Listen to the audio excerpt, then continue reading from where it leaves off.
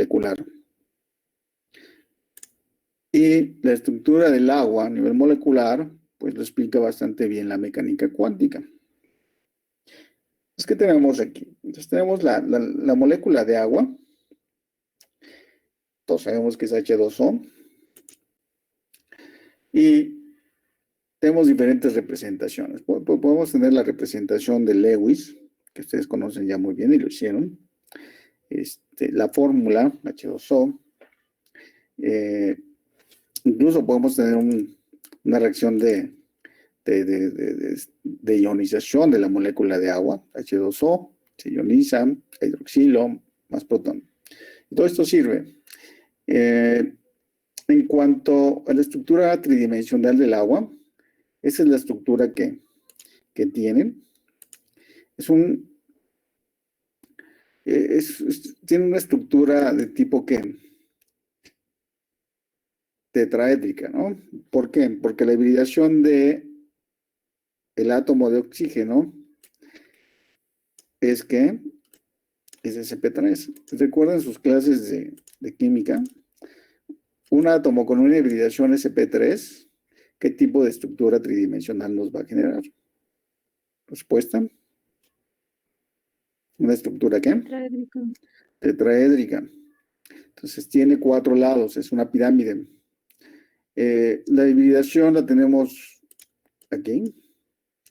Entonces tenemos el estado fundamental o basal del oxígeno, de acuerdo a la mecánica cuántica, los orbitales 1s, 2s y 2p. Los electrones con el spin.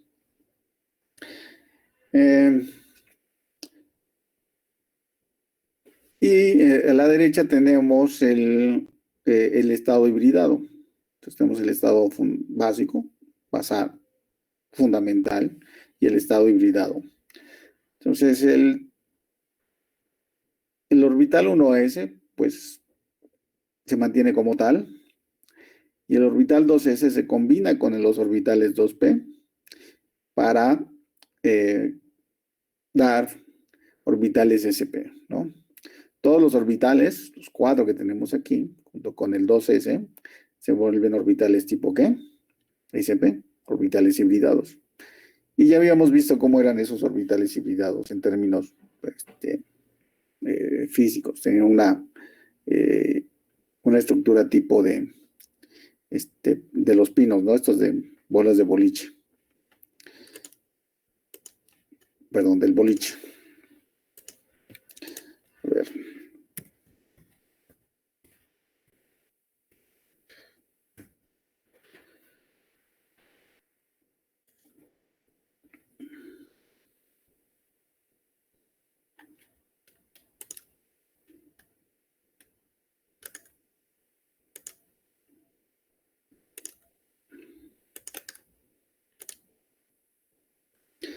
Entonces, el orbital sp tiene una forma más o menos de este estilo, tipo pino, ¿no? De boliche. Entonces, eso es lo que tendríamos aquí, en cada uno de los, aquí pero al revés, ¿no? Y así. Entonces, el 2s es una esfera, como lo tenemos acá. El 1s también es una esfera. Entonces, son esferas concéntricas. Bueno, aquí no está tan concéntrico, pero bueno, es parte del software que no nos permite. Y al combinar los orbitales P con el 2s nos da este tipo de orbitales, ¿no? Hibridados. Entonces tenemos lobulitos pequeños y un lóbulo grande del otro lado. Y al final tendremos en la molécula, ya con la unión de los hidrógenos, pues tenemos esta estructura tetraédrica. Y es una molécula polar. ¿Por qué es polar? Porque si partimos en la molécula en 2, vamos a tener la mitad de ella en forma de, bueno, con una mayor presencia de electrones, Entonces, lo que tenemos aquí es un desbalance en la distribución de electrones en la molécula. La mayor parte de los electrones van a estar cargados hacia la parte negativa de la molécula, que aquí está designado como con la letra griega delta. Delta menos significa carga parcial negativa. Entonces, delta menos, voilà, carga parcial negativa.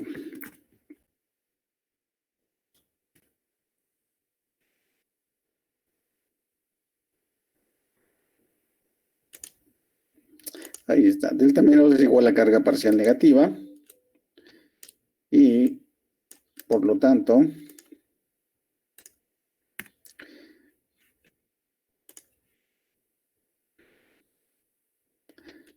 delta más es ¿qué? Carga parcial ¿qué? Positiva. Ok, entonces es lo que tenemos en la molécula de agua. Entonces tenemos delta menos y delta más. Delta menos, carga parcial negativa, nos indica la presencia de electrones. Y delta más, carga parcial positiva, nos indica ausencia de electrones. Entonces recuerden, la molécula de agua es una molécula polar. Entonces de un lado está cargado de electrones y del otro lado le hace falta de electrones. Entonces los hidrógenos están unidos actualmente por enlace covalente al átomo de oxígeno, pero en términos de tamaño, los hidrógenos son pues bastante pequeños. Entonces, si consideramos que los orbitales 2s y 2p están hibridados, pues son grandes, y el 1s es pequeño, no está hibridado, pues bueno, ese sería el tamaño de nuestro hidrógeno, ¿no? Y si además le quitamos el electrón, el único electrón que tiene, pues bueno, se hace más pequeño todavía. Entonces, bueno, eso es lo que tenemos ahí. ¿Una ausencia de qué? De electrones. Y netamente vamos a tener una estructura molecular con tipo tetraedro. Sería la estructura geométrica. Y lo interesante de este tetraedro es que no es un tetraedro perfecto.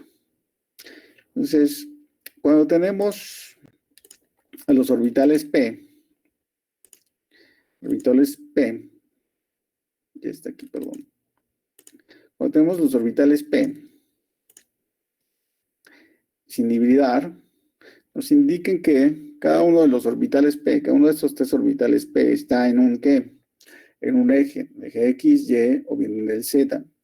Y el ángulo entre estos orbitales es de 90 grados. Entonces, tenemos 90 grados en cada ángulo. Y bueno, en el momento de la hibridación nos debería dar ¿cuántos? 109 grados en el tetraedro. Pero físicamente y realmente no tiene esos grados. Los ángulos no tienen esos grados. Tienen un ángulo de ¿qué? De 104.5 grados. Si es más agudo. Entonces, el ángulo entre hidrógeno e hidrógeno es más agudo. Y el ángulo entre los electrones que vemos atrás, los puntitos que están aquí atrás, es mayor. Entonces, lo que tenemos aquí atrás son nubes de electrones, como las nubes pi, de los dobles enlaces y del benceno, que están empujando los enlaces hacia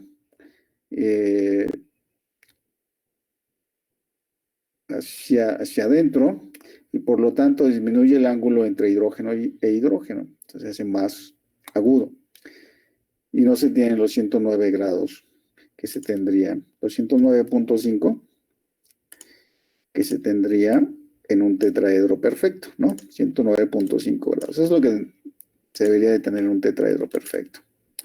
En el momento de la hibridación debería de tenerse esto, pero esto no es lo que se observa realmente en la molécula de agua. No tiene este ángulo de hidrógeno, sino de 104.5 grados. Y entonces, si este ángulo es mucho más agudo y el otro mucho más abierto, vamos a tener un tetraedro imperfecto. Bien. Entonces, otra forma de presentar a la molécula de agua, esta es de esferitas con palitos, es por medio de esferas. Entonces, estas esferas consideran los radios de ¿qué? Donovan. ¿Los radios de qué?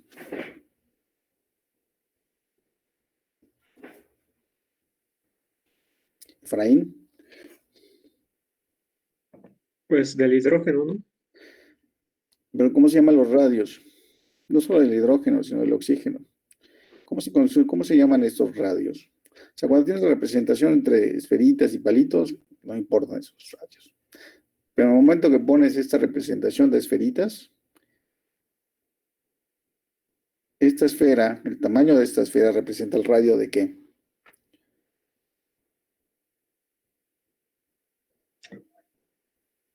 De la nube electrónica. Ajá, ¿y cómo se conoce ese radio? No sé, pero, bueno, no sé, no me acuerdo ahorita. Es el radio de Van der Waals, algo así. O sea, Brian, porque, correcto.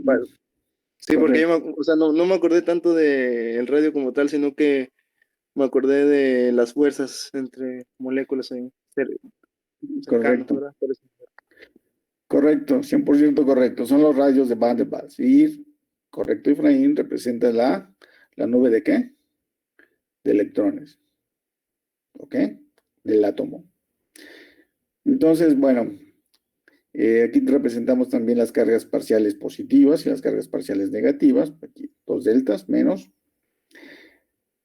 Y en el momento hay otro estado del agua cuando se ioniza.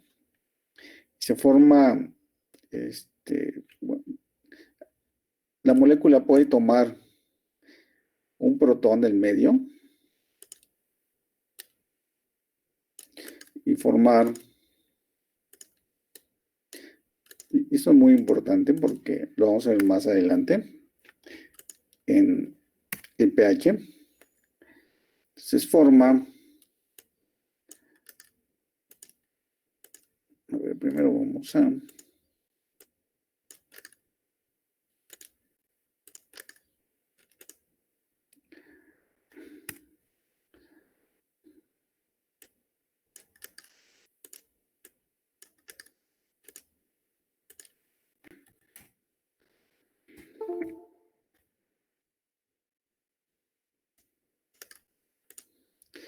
Ok, forma esta especie ionizada. Entonces aquí tenemos la ionización del agua, pero también puede en presencia en un medio ácido, es decir, en la presencia de una alta concentración de protones, puede formar esta especie protonada. Y en esa especie protonada, pues bueno, vamos a tener la incorporación de un hidrógeno extra en la superficie del oxígeno. Entonces, el oxígeno está en rojo, se trata de representar una esfera, y los hidrógenos están están vacíos. Y así es como tendríamos la molécula de agua protonada, en este estado protonado. Entonces, solamente quedaría un vértice del tetraedro con carga parcial negativa, ¿no? Y en términos reales, esta molécula, la molécula de agua protonada, sería pues esto. ¿Ok?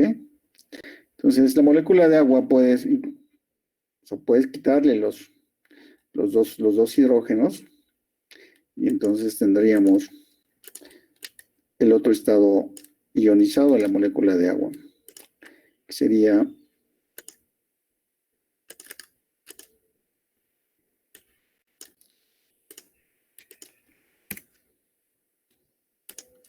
este. Y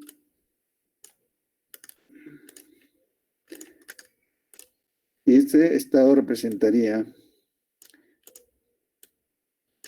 al OH, ¿no? Entonces, la molécula de agua puedes quitarle un hidrógeno, pasaría a OH, hidroxilo, o bien puedes ponerle un hidrógeno y pasarlo a H3O. ¿Y esto es gracias a qué? Pues a su estructura, ¿qué? Tetraédrica. Entonces puede perder fácilmente estos hidrógenos porque no tienen electrones. Están unidos covalentemente, pero al mismo tiempo puede ser liberado al medio. Si por ahí tenemos una especie que puede aceptar fácilmente hidrógenos, porque tenga un exceso de electrones. Entonces podemos tener en solución sus diferentes formas, los estados de ionización, el hidroxilo y el hidronio. Claro, la cantidad de hidroxilo y de hidronio que tenemos en el medio es muy, muy, muy baja, extremadamente bajo, comparado con la cantidad de agua que tenemos, de la molécula H2O.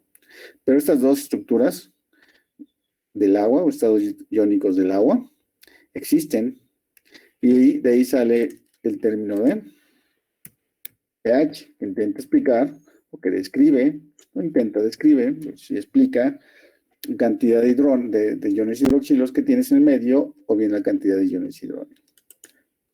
Ok, entonces el agua se ioniza. Es un tetraedro, pues un tetraedro imperfecto. Entonces vamos a ver qué papel tiene este tetraedro finalmente en las propiedades físicas y químicas del agua. Entonces, todos conocen los Boeing. ¿Lo han probado? ¿Lo han comprado? Seguro que sí. Sí, Sí. sí, profe. Y todos saben que es Sí. un tetraedro. Entonces, este es un tetraedro. Entonces, mi pregunta siempre con ustedes es, ¿cómo entregan los Boeing, ¿no?, en las tiendas? Entonces, bueno, ya no tienen que pensar, tratar de recordar, porque igual no lo han visto. Pero la forma como se entregan los Boeing es un tetraedro perfecto. En las tiendas es por medio de estas cajitas de plástico.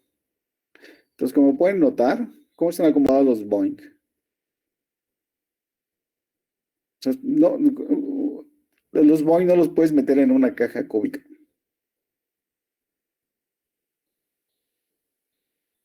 No puedes meter a los Boeing, acomodarlos en una caja cúbica, como los que estarían aquí al lado.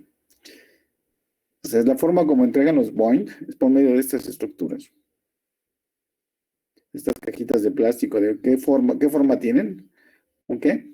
Prisma hexagonal. ¿Qué? Un prisma Un hexagonal. Ujú. Y así es como se acomodan el Boeing en el espacio. O sea, los tetraedros se acomodan así. ¿Estamos de acuerdo? ¿Y el agua es qué? ¿Es una molécula qué? Tetraédrica. Y bueno, cuando se congela, como es imperfecta, es un tetraedro imperfecto, la temperatura ambiente no se acomoda bien y forma, si fuera un tetraedro perfecto, a esta temperatura que tenemos, la temperatura ambiente, estaría en forma sólida, pero no está, desde luego, no tiene la forma sólida, porque es imperfecto. Entonces, el agua no puede acomodarse de esta manera a temperatura ambiente. Entonces, cuando bajas la temperatura lo suficiente, el agua, por la ausencia de esa energía, va a empezar a acomodarse. ¿Y de qué forma lo hace? Pues de esta manera, como los Boeings en estas cajitas. Y entonces, si ustedes analizan el hielo, la nieve, van a encontrar estas estructuras. ¿Y de qué tipo son? ¿Son qué? Hexagonales. Hexagonales, estructuras hexagonales. Bueno, esta es la parte geométrica, o sea, geometría, una forma teórica, pero la realidad, pues esta es la realidad de los Boing, es un tetraedro, y la realidad de la molécula de agua, pues es esta, ¿no? Eso es lo que van a encontrar. Fractal, ¿no? Bueno, fractal Sí, imperfecto. correcto, sí. Si tú te vas a, este, eh, si vas aumentando, si vas disminuyendo en tamaño, tú vas a encontrar este mismo arreglo en cada nivel, ¿no? Y así sucesivamente. Entonces, esta es una estructura que finalmente creció a partir de la nucleación, lo que conocemos como la nucleación del agua, la formación de una estructura cristalina con moléculas de agua, y es un núcleo. Se conoce la nucleación o los puntos de nucleación, y a partir de ahí crecen las estructuras, se van incorporando más moléculas de agua, y finalmente lo harán de cierta forma, pero finalmente formarán ¿qué? Una estructura ¿qué? Geométrica ¿de qué tipo? Hexagonal, ¿cierto? En términos generales, eso es lo que harán. Por eso tenemos todas estas diferentes estructuras. Y esa es la realidad del agua. Preguntas hasta aquí. Ninguna. Bien, ¿no hay preguntas? Sí. Yo ¿Sí? tengo, no sé, ¿los copos de nieve son 100% agua? Pues no, pues siempre hay contaminantes en el ambiente. Ya. De hecho, puedes tener sustancias químicos o bien contaminantes finalmente son químicos, que pueden favorecer o no la cristalización del agua o la agregación del agua. Entonces, el núcleo pues, igual y puede ser una de estas sustancias, como con las perlas. ¿Saben cómo se forman las perlas? No. Las ¿No? que están dentro de las ostras. Sí, de la madre perla. ¿Saben cómo se forman las perlas? Las, las perlas en las conchas en el mar Ajá, son la saliva de la misma concha, ¿no? Que se solidifica. ajá. Pero ¿qué necesitan para iniciar eso? La formación de la perla.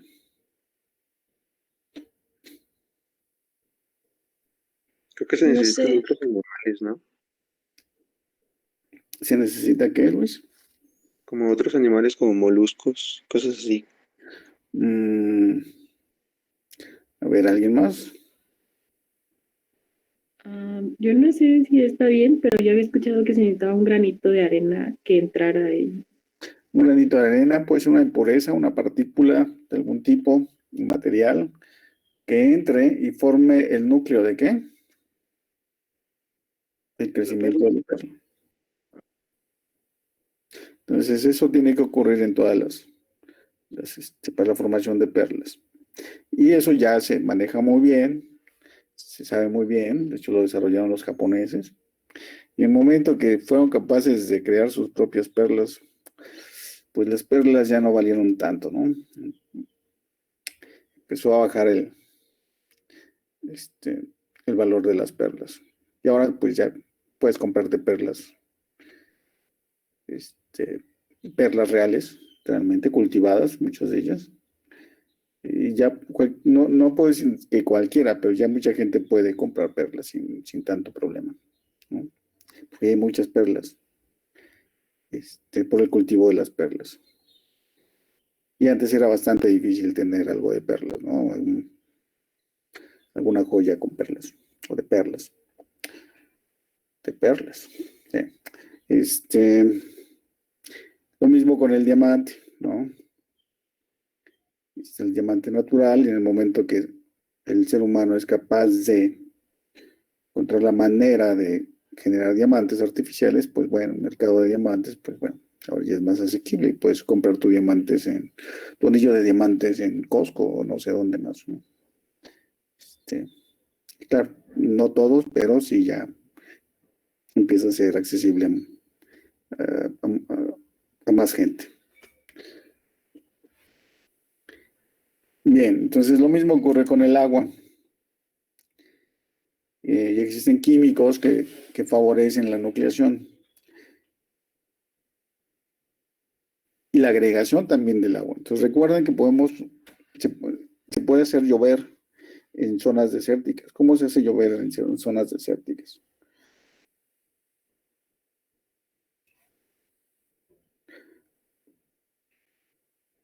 Creo que he escuchado que lo que hacían es que lanzaban como unos rayos que hacía que no recuerdo muy bien, pero en la atmósfera se juntaban como las moléculas del agua y formaban nubes. Sí, formaban nubes y lo que arrojaban son químicos, son sales. Y de esta manera puedes formar las nubes y puedes hacer llover en ciertos lugares. Entonces eso se hace. Con químicos se favorece la agregación de las moléculas de agua y se genera la lluvia. Bien, ¿preguntas? ¿Más preguntas? ¿Ya no?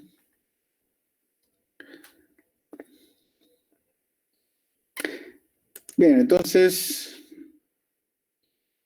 ahora la pregunta es, ¿cómo es que interaccionan las moléculas de agua entre sí? Bueno, la respuesta es que interaccionan por puentes de hidrógeno, lo que conocemos como puentes de hidrógenos. Entonces, los puentes de hidrógeno no es nada más que la interacción entre un hidrógeno de una molécula de agua, y es un hidrógeno que está cediendo su electrón al oxígeno en la molécula de agua, interacciona este hidrógeno con un par de electrones de los vértices. Uno de estos vértices de la molécula de agua, interacciona este hidrógeno con uno de estos vértices. Entonces aquí tenemos el ángulo entre los hidrógenos, que sigue siendo de 104.5 grados, y tenemos aquí las distancias del hidrógeno. El hidrógeno al centro del oxígeno tiene una distancia de 0.09 nanómetros. La distancia entre el hidrógeno que va a formar el puente de hidrógeno y el oxígeno, considerando el centro de los átomos, es de 0.18 nanómetros. O sea, un poquito más, el doble, ¿no? El doble de la distancia del enlace covalente. Entonces, el puente de hidrógeno es como una especie de enlace covalente, pero no es el enlace covalente en sí, es una décima parte del enlace covalente. Entonces, aquí tenemos eso. Entonces, el enlace covalente entre el oxígeno y el hidrógeno tiene una energía de enlace de 470 kilojoules. Ok, esa es su energía de enlace. Entre carbono-carbono, la energía del enlace es de 348 kilojoules. Entonces, la energía del enlace depende de a quién tengas como presente en el enlace, ¿no? El tipo de elementos que forman el enlace. Pero bueno, 470 kilojoules es la energía del enlace oxígeno-hidrógeno. Y el puente de hidrógeno tiene una energía de enlace de 23 kilojoules. Entonces, de hecho, estaba yendo mucho más allá. Es aproximadamente una veinteava parte, ¿no? No una décima parte, sino una veinteava parte de la fuerza de la energía del enlace covalente oxígeno-hidrógeno. Entonces, para tener un enlace covalente necesitarías aproximadamente que 20 puentes de hidrógenos, ¿no? ¿Están de acuerdo conmigo? ¿Sí? 20 puentes de hidrógenos. Y si cada molécula de agua forma 4 puentes de hidrógenos, 2 como donadores y 2 como aceptores, donadores significa que los hidrógenos se unen al oxígeno. Y aceptores significa que hidrógenos se unen al oxígeno, al revés. Pues son 4 puentes de hidrógenos los que de hecho no exactamente 4, pero vamos a considerar. En estado líquido son de 3.4, 3.5 puentes de hidrógenos por molécula de agua. En estado sólido son los 4 puentes de hidrógeno. Entonces vamos, si cada molécula de agua forma 4 puentes de hidrógeno, ¿cuántos requeriría para formar 20? 5. Correcto. Entonces, con 5 moléculas de agua formas un enlace covalente en términos energéticos, ¿no? Y esta es la gran maravilla de la molécula de agua. Porque al tener 3.5 puentes de hidrógenos, pues bueno, considerando que requiere 5 para formar un enlace covalente, esto te da, además de la estructura tetraédrica, te da una gran cohesión entre las moléculas de agua. De hecho, es una de las propiedades del agua que no vimos, que es la cohesión, y es la adhesión, que es la cohesión. ¿Qué es la cohesión?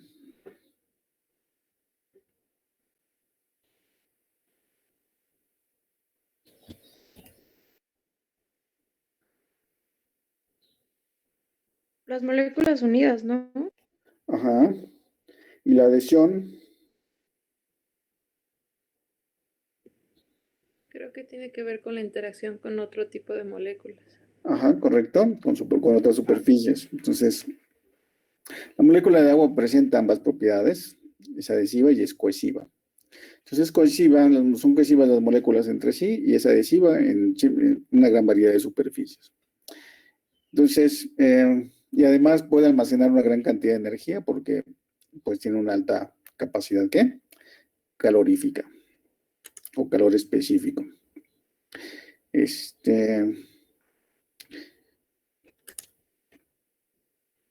Sí, recuerden que la capacidad calorífica y el calor específico están relacionados, ¿no? Uno se refiere a un gramo y otro se refiere a una cantidad determinada de agua. Finalmente están relacionados. Como les comentaba, pueden verlo de una manera u otra, pero finalmente es lo mismo, ¿no? Y hay ecuaciones también. Y las ecuaciones pues son también bastante parecidas, depende de qué consideren, el calor específico, o la capacidad calorífica. Entonces nada más tendrán que eliminar por ahí un término y eso sería todo. Pero lo importante de esto no es que, lo más importante es que entiendan que la molécula de agua es capaz de almacenar una gran cantidad de ¿qué? O de absorber una gran cantidad de Calor. energía, de calor, bien. Y tiene también una alta cohesividad y en algunos casos adhesividad dependiendo de el tipo de material que tenga presente. Puede ser muy adhesivo. Se puede adherir fácilmente a superficies, dependiendo del tipo de superficie. Oye, no se adhiere a superficies y depende también del tipo de superficies. Entonces, bueno, ya en su estado de agregación, estado líquido, pues forma estas redes que tenemos aquí. Entonces recuerden, cada una de las moléculas de agua es un tetraedro imperfecto y tiene una gran movilidad. El agua se mueve, es decir, tiene una difusión, tiene un cierto movimiento y hay una velocidad, es la velocidad límite de difusión, hay una velocidad límite de difusión de la molécula de agua, pero también podemos tener velocidades límites de difusión de ciertas partículas, de ciertas moléculas en agua. Entonces algunas se van a mover más y otras se van a mover menos. Y el que se muevan más o se muevan menos va a depender de las interacciones que tengan con estas moléculas de agua. Y por ahí vamos a tener un fenómeno bastante extraño, que es la movilidad del protón en agua, que es extremadamente rápido. Pero bueno, eso lo vamos a explicar más adelante. Y entonces, formas estructuras altamente organizadas, toda una red de interacción entre moléculas. Recuerden, en cada momento vamos a tener aproximadamente 3.5 puentes de hidrógenos formados. En todo momento es 3.5 de puentes de hidrógeno. Un poquito más, poquito menos, depende del libro que tomen, pero es por ahí el número. No son 3 ni son 4, son 3.5. Y bueno, esto le da la movilidad, la gran movilidad a cada molécula de agua, estado líquido, pero la cohesividad permite que se mantenga en estado líquido. Entonces, el estado líquido del agua puede ser tan dura, de hecho es tan dura, que bueno, pues soporta barcos. ¿De qué tamaño? Pues el que quieran, depende del diseño. Y barcos no de madera, sino ¿de qué? ¿También de qué? De acero, ¿no? De metal. Recuerden el famoso Titanic que se hundió, ¿no? Los barcos de guerra, los destructores son generalmente ¿qué? O los portaaviones son ¿de qué? ¿De qué material? Pues son de acero. Entonces el agua puede mantener a estas estructuras en la superficie sin que se hundan. Y claro, todo va a depender de la forma de la estructura, de la geometría y también del que esté intacto la estructura, ¿no? Si hay perforaciones, pues bueno, por ahí va a entrar el agua. Bueno, el agua puede ser tan dura como el cemento. Entonces aquí tenemos el puente. ¿Cómo se llama este puente? ¿Alguien lo conoce? Golden Gate. El Golden Gate.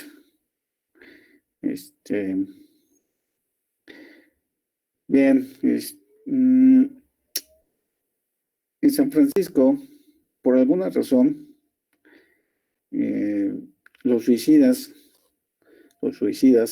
las y los, suelen escoger el Golden Gate para eso, para suicidarse, pensando que van a tener una muerte,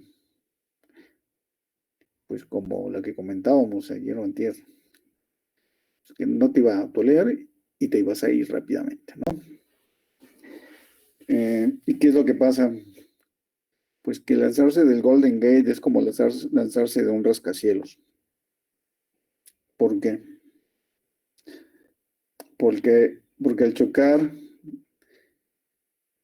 en la superficie del agua, y por este arreglo que tenemos aquí, el agua tiene su tensión superficial, tiene un arreglo determinado, es fluido, etcétera, sí, pero tiene un arreglo determinado, y por la ecuación también, pues impide que cualquier cuerpo pueda entrar fácilmente al sistema, al sistema acuoso. Y si ese cuerpo es de algún susodicho, o susodicha, que se lance el Golden Gate, pues la muerte es como caer sobre una losa, ¿no? De concreto. Y lo que va a ocurrir es que, pues, todos los órganos internos se van a destruir por el golpe, ¿no? Entonces es como caer en cemento. Y bueno, la muerte es prácticamente como saltar de algún rascacielos. También se puede notar como cuando uno se avienta un clavado, ¿no? Pero no se lo avienta bien, profesor, ¿no? Como que se avienta de panza. Correcto, entonces los clavados es exactamente lo mismo. Entonces un clavado de panza, yo nunca me he aventado clavados de ese tipo, pero pues, dicen que duele, ¿no? Que se queda de rojo, o así, la Queda panza. rojo, sí. Entonces ustedes pueden encontrar en YouTube clavados en donde el pobrecito, la pobrecita caen chuecos y dicen que eso duele bastante. Entonces ahí tenemos los famosos clavados de 3 metros y los de 10 metros.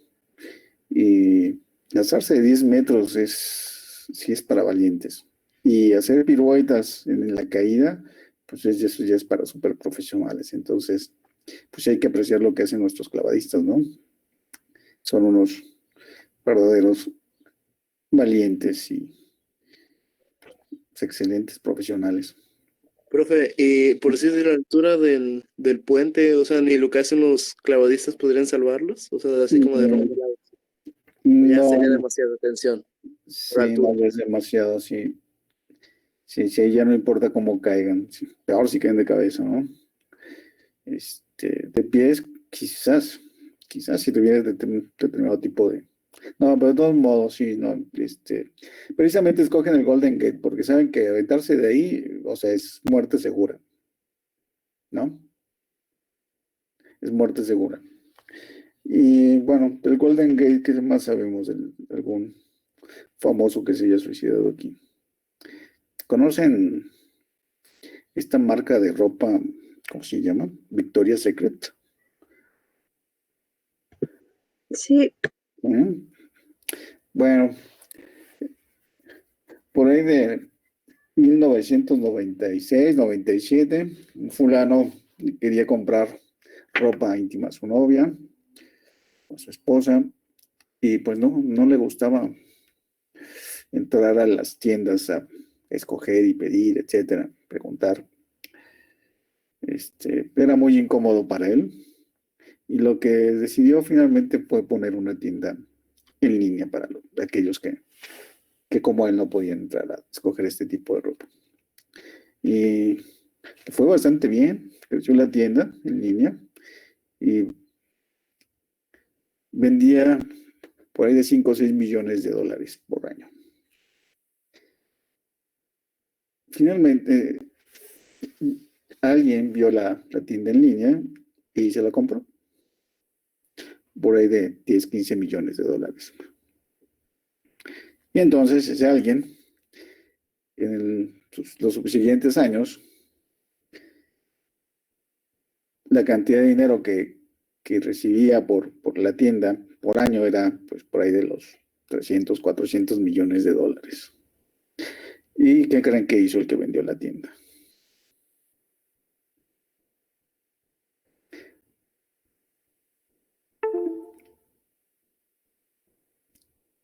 Se aventó por el puente.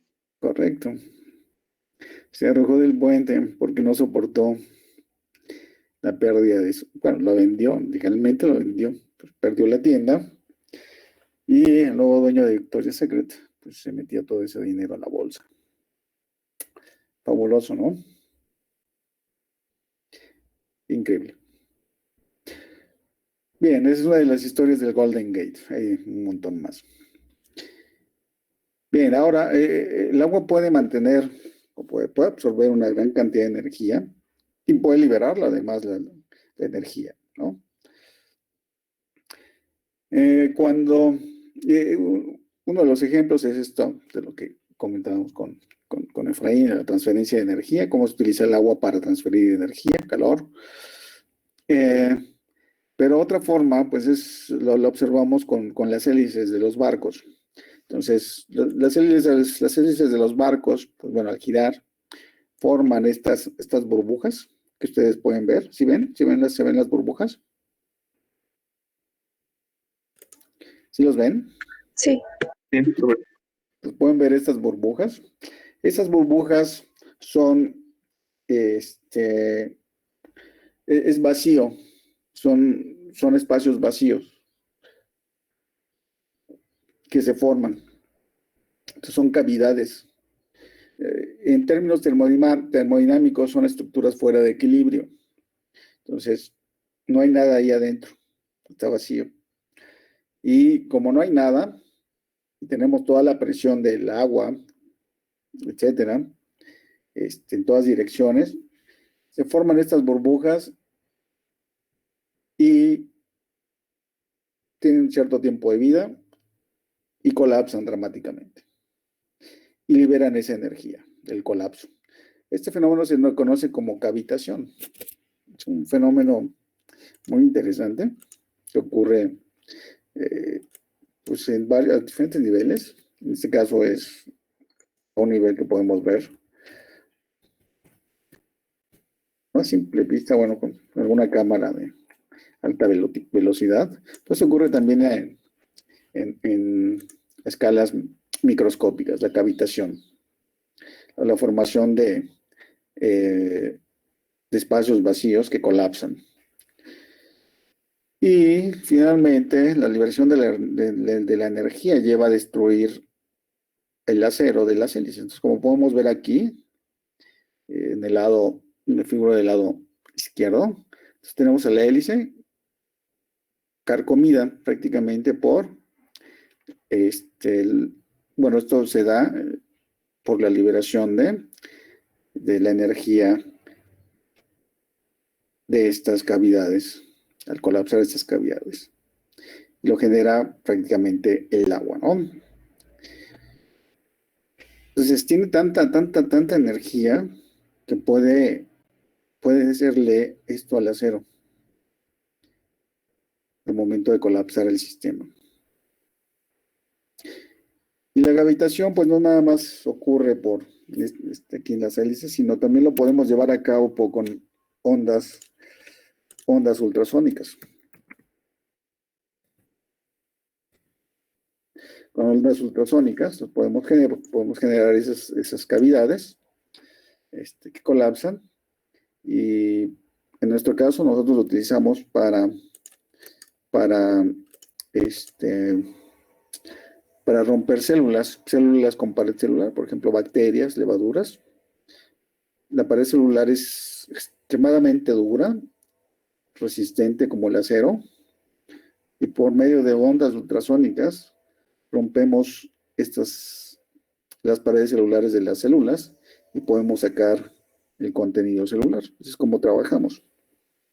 Entonces, finalmente lo que ocurre aquí con la hélice, nosotros lo podemos hacer en el laboratorio, pero con ondas ultrasónicas. Y desde luego es en medio ¿qué? ¿En un medio qué? En un medio acuoso. Es un medio acuoso. Tiene esa estructura en medio acuoso, donde todas las moléculas de agua están acomodadas en esta red. Las moléculas de agua son tetraédricas, tienen 3.5 puentes de hidrógeno en determinado momento, y la velocidad en la cual se forma pues también es elevado. Por ahí tengo el tiempo de formación y de formación. No, aquí no. Pero es extremadamente pequeño el tiempo que les lleva a formar y romper un enlace de puente de hidrógeno. Ok.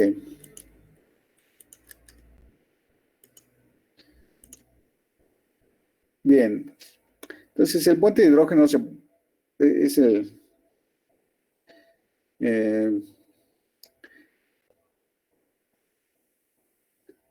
es la interacción principal de las moléculas de agua, y es el culpable de que tengamos todas estas propiedades físicas en el agua, ¿no? Desde la densidad, sí, un poco, porque se expande con la temperatura, se acomodan las moléculas de los tetraedros, y entonces hay más espacio entre molécula y molécula. La viscosidad indudablemente está relacionada con los puentes de hidrógeno, directamente vinculados con los puentes de hidrógeno. La tensión superficial también está vinculado con los puentes de hidrógeno, es de las moléculas de agua en la superficie. El momento dipolar, no, pero este es el culpable de los puentes de hidrógeno, ¿no? Porque la molécula es polar. Y el resto, el calor específico, también es culpable bueno, en realidad es el resultado de esas interacciones de las moléculas de agua, de los puentes de hidrógeno. Entonces tenemos moléculas aquí con alta energía, pues están vibrando, y vibran tanto como cuánta energía tengan, y los enlaces de puente de hidrógenos pueden romperse o no. Entonces tenemos aquí dos fenómenos, por ejemplo, en la ebullición, que es la ebullición, tenemos la ebullición y la vaporización. ¿Qué es la vaporización y qué es la ebullición?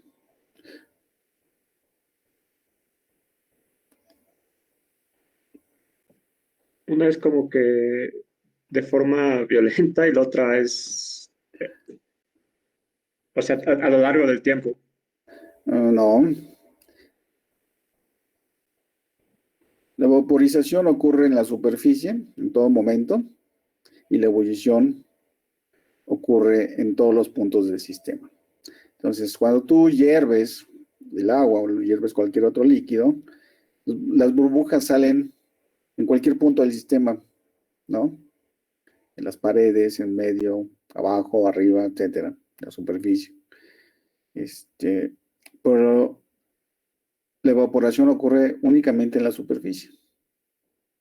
Entonces, la energía, si le aplica, en este caso, la energía del medio, se afecta solamente a la superficie y es ahí donde las moléculas de agua se van liberando. Entonces, son dos fenómenos diferentes, ¿no? Uno ocurre en la superficie y otro ocurre en cualquier punto del sistema. Esa es la diferencia entre la vaporización y la ebullición. Bien.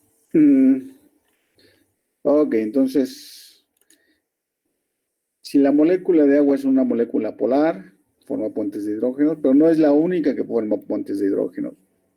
Tenemos más moléculas que sin ser agua pueden formar puentes de hidrógeno, pero el agua puede formar puentes de hidrógeno con estas otras moléculas.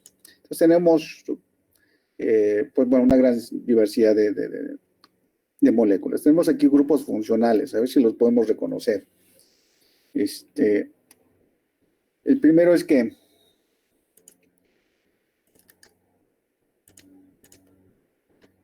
¿qué grupo funcional es? Hidroxi. Carboxilo.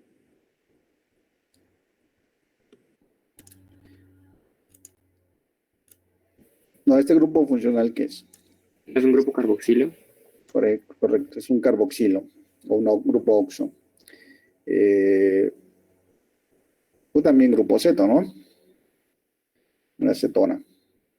Entonces, estos grupos, cualquier molécula que tenga este grupo, carboxilo, no, es carbonilo, ¿no? No es carboxilo. Carboxilo es otro, es carbonilo. El grupo carbonilo, cualquier molécula que tenga un grupo carbonilo, va a ser capaz de formar un puente de hidrógeno con el agua y con cualquier otra molécula que tenga un grupo, ¿qué? Ahora sí, hidroxilo, ¿no? Con un hidroxilo. Entonces recuerden, no necesariamente tiene que ser con el agua, o puede ser con moléculas que tengan grupos hidroxilos.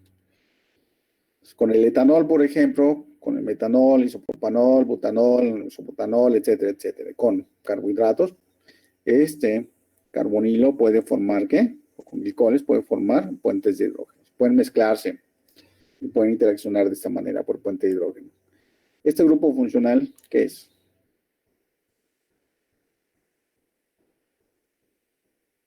¿Un grupo qué? Nitrilo. Es un grupo amino, ¿no? Es un grupo amino. Entonces, los grupos amino pueden formar, ¿qué? También puentes de hidrógenos con los grupos hidroxilos.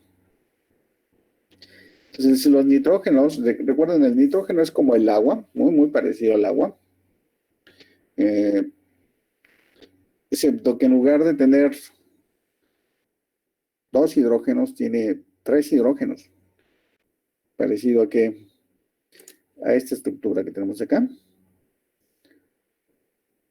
El hidrógeno puede formar 3 enlaces. Bueno, aquí tenemos el nitrógeno formando un tipo de hibridación, ¿no? Formar dos enlaces. Y aquí tenemos otro tipo de grupo funcional. ¿Qué grupo funcional es?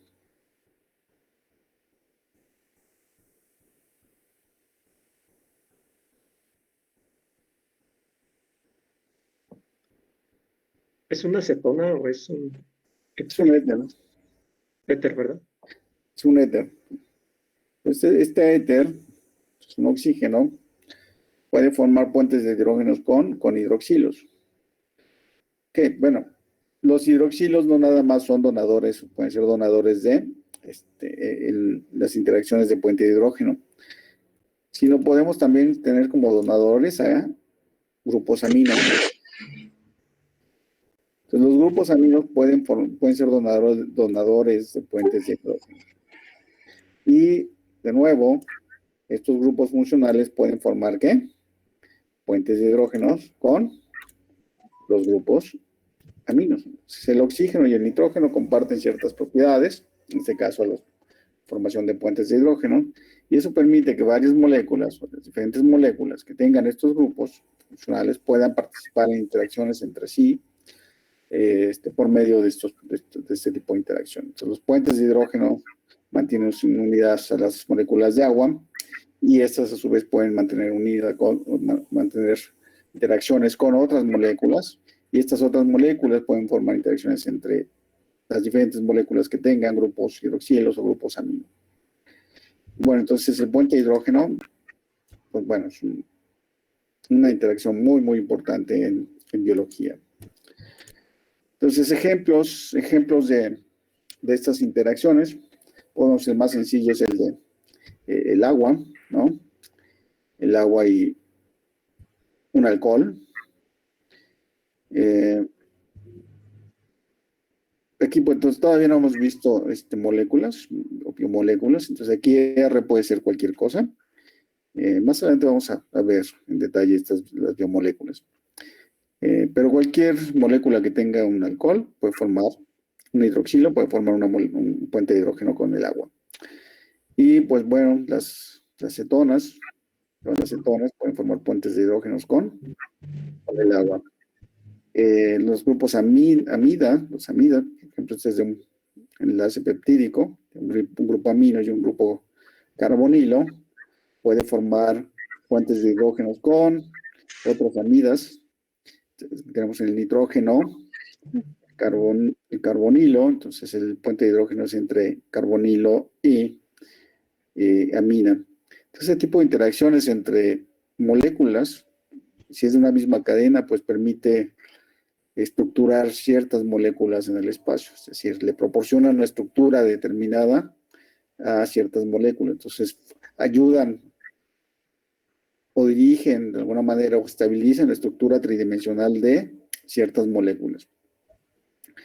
Y tenemos aquí otro ejemplo, en el DNA, nucleótidos, amina con amina y amina con con carbonilo. Y todos sabemos que el DNA es una molécula increíblemente estable, ¿no? Extremadamente estable. Tan estable que pues tenemos a los extremófilos que viven a 104, 110 grados centígrados o incluso más en algunos casos, y su material genético sigue siendo ¿qué? DNA. Y la estabilidad del DNA en esos organismos está dado por este tipo de enlaces, de puentes de ¿qué? Puentes de hidrógeno.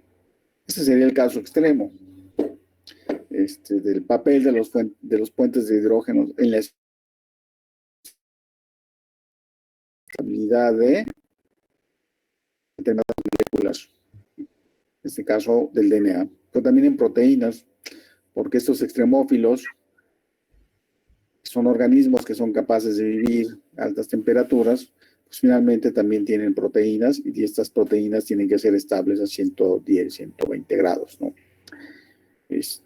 Cocinar un extremófilo, pues va a ser difícil de hacer o de llevar a cabo. Ahora, el puente de hidrógeno es una interacción que, dependiendo de la posición de las moléculas que estén participando en el mismo, por la geometría, puede ser un puente de hidrógeno fuerte o puede ser un puente de hidrógeno débil. Entonces, un puente de hidrógeno fuerte es cuando la posición de las moléculas que están interaccionando tienen, pues cumplen con los ángulos de interacción. Pues aquí el hidrógeno cae perfectamente sobre el vértice de uno de los pares de electrones del oxígeno en este grupo fosfato, y por lo tanto puede interaccionar fuertemente esta molécula que tiene un hidroxilo con el grupo fosfato.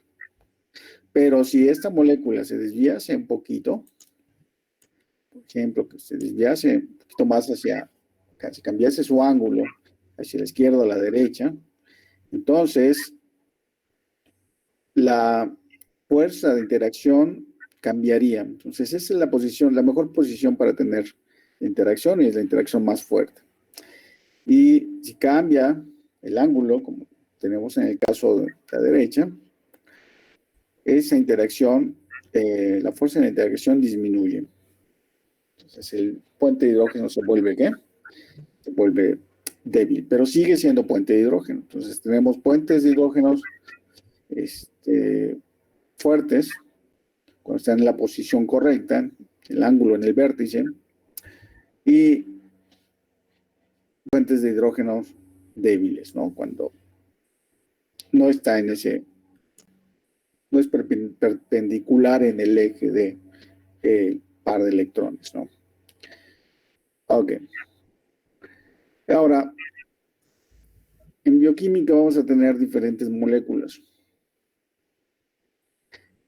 Unas de ellas muy diferentes. Vamos a tener moléculas polares, vamos a tener moléculas ionizadas, es decir, con cargas formales positivas o cargas formales negativas. Recuerden que cargas formales negativas nos indica una presencia de pares de electrones libres que fácilmente pueden interaccionar con otras moléculas que tengan, en este caso, ausencia o que requieran electrones en su estructura. Y la carga formal positiva nos indica ausencia de electrones en estos grupos de la molécula, y por lo tanto moléculas que tengan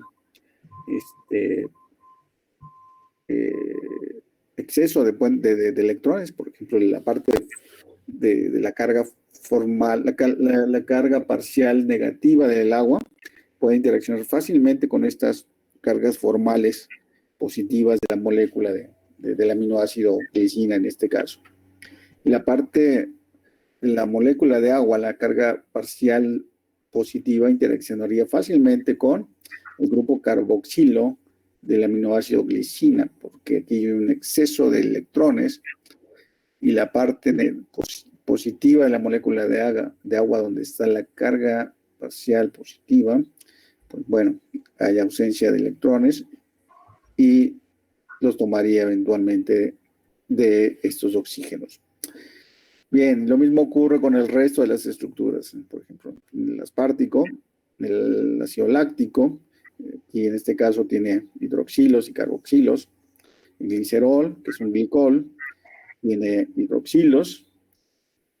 La glucosa, que tiene una gran cantidad de hidroxilos, pues todas estas moléculas las consideramos como moléculas polares,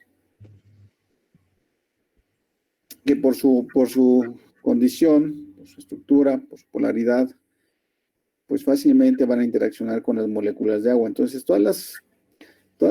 la parte estructural que está sombreada con azul son los grupos funcionales que pueden interaccionar fácilmente con la molécula de agua. Entonces, todas estas moléculas van a ser solubles en agua, van a poder ser mezcladas en agua. Ok, y vamos a tener sustancias que son no polares. Estas sustancias no polares pues, principalmente se caracterizan por, en el caso de compuestos biológicos, estructuras o biomoléculas, porque tienen ausencia de oxígeno o de nitrógeno principalmente, y son cadenas hidrocarbonadas, o sea, solamente contienen carbono o hidrógeno en su estructura.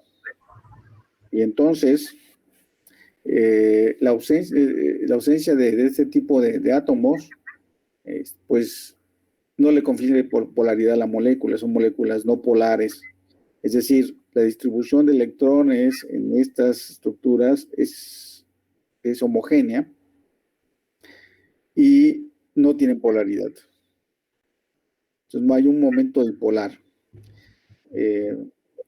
La parte que podría interaccionar con el agua sería la parte donde tenemos al grupo éster. Este es un grupo éster, COO-R o RCOO-R, Entonces, este grupo, el carboxilo, el éster, este grupo sí tendría pues, la posibilidad de interaccionar con las moléculas de agua y lo hace en ciertas ocasiones. Bien, y hay moléculas que vamos a considerar anfipáticas. ¿Qué es una molécula anfipática? Una molécula anfipática es aquella que tiene ambas propiedades en partes de su estructura. Va a tener una parte fuertemente polar y va a tener una parte estructural fuertemente no polar o apolar. Esas son las moléculas anfipáticas. Aquí tenemos un ejemplo de ello. Es un aminoácido, la fenilalanina. Tiene una parte estructural que es fuertemente no polar. Y tenemos la presencia de grupos funcionales, grupos químicos que la hacen fuertemente polar, que son los grupos, el grupo amino y el grupo carboxilo, y ambos ionizables.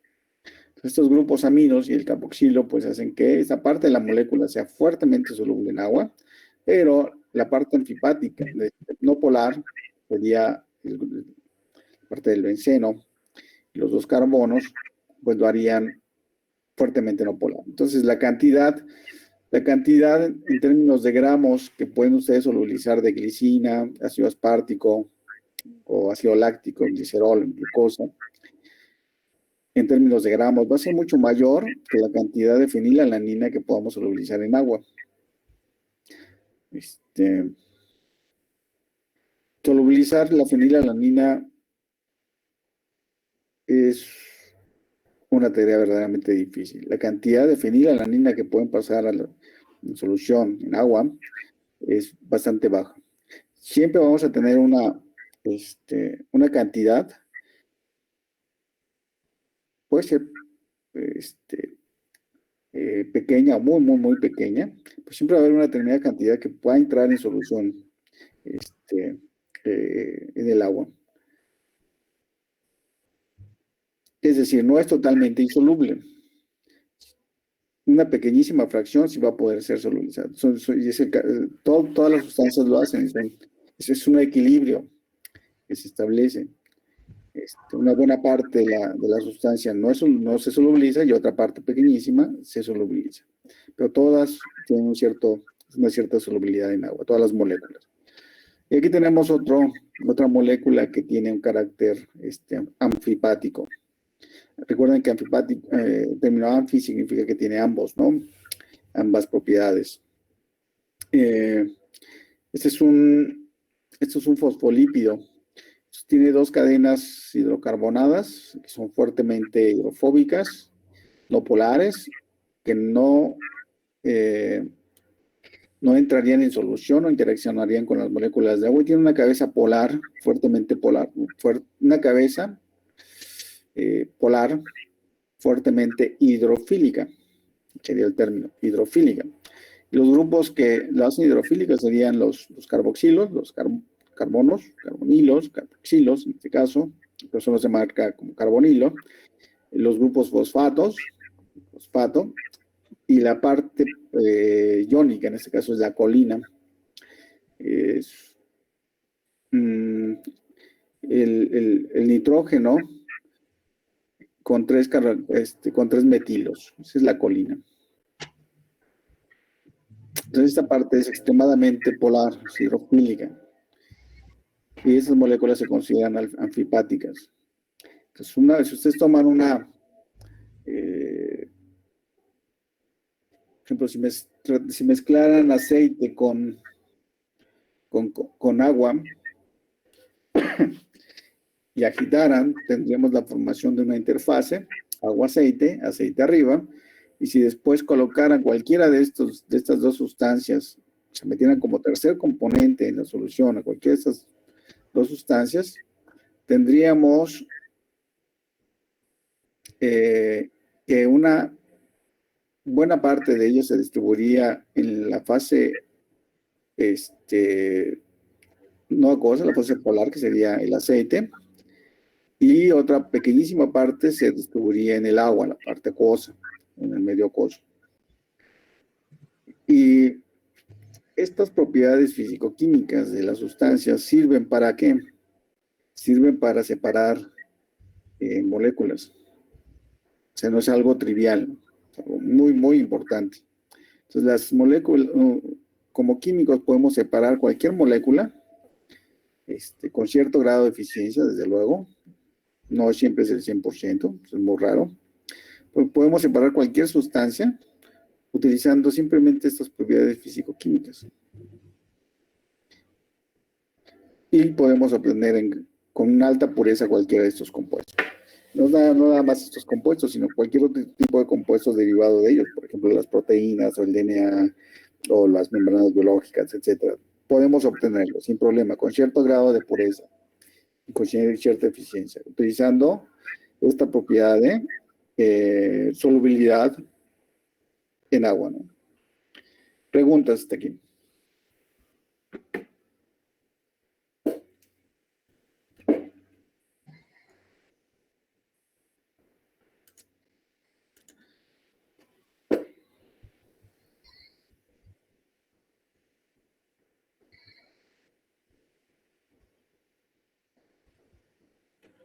Preguntas, dudas. No, Profe, yo sí. tengo una duda. Sí. ¿Por qué el hielo es menos denso que el agua? Si es sólido. Ok, porque es menos denso.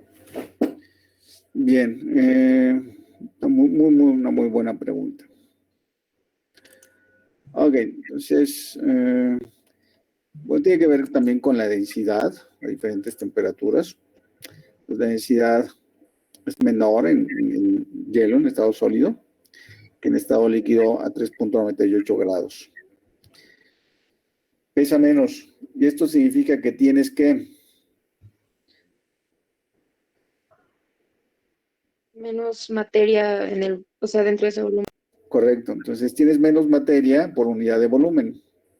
Entonces tú defines el volumen y cuando le cambias, tú tomas ese volumen, por ejemplo, un litro de agua, tomas un litro de agua a 3.98 grados centígrados, lo pones en una botella de vidrio de plástico de 1 litro, cierras y después lo metes al congelador. Esa cantidad de materia cambia en volumen. Por lo tanto, la cantidad de materia que tienes en el mismo volumen disminuye, ¿no? Aumenta el volumen. Y esa es la razón de por qué cuando meten un refresco al congelador, si está lleno, el refresco pues rompe la botella de vidrio, ¿no? Rompe la botella de plástico. Eso es lo que ocurre en términos macroscópicos, pero en términos microscópicos lo que ocurre es que cuando acomodas dos tetraedros y como son imperfectos, cuando es perfecto, el tetraedro siempre se va a acomodar de esta manera. ¿De acuerdo? Siempre. Pero si es imperfecto, no lo vas a acomodar de esta manera. Entonces, en el caso del agua se acomoda de esta manera cuando bajas la temperatura. Cuando bajas la temperatura, se acomoda de esta manera, pero como es imperfecto, quedan huecos entre molécula y molécula por la imperfección. Y esos huecos, pues son huecos vacíos. Y es por eso que tienes menor materia a una temperatura menor de 0 grados por unidad de ¿qué? De volumen, que eso es lo que te da la densidad. Entonces, al tener menos materia por unidad de volumen, pues tienes una densidad menor. El agua se expande porque deja huecos en este tetraedro imperfecto y tiene menos materia por unidad de volumen, es más ligero que el agua líquida y por lo tanto flota. ¿Sí?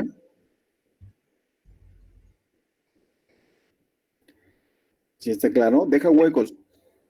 Cuando se solidifica el agua, el agua se inmoviliza, desde luego la molécula se inmoviliza y forman huecos. Entonces hay espacio no ocupado.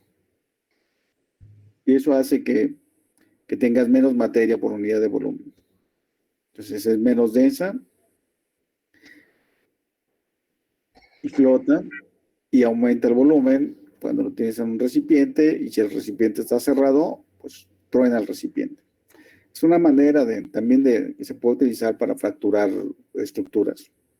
Mete agua, congela y destruyes la estructura. La fracturas.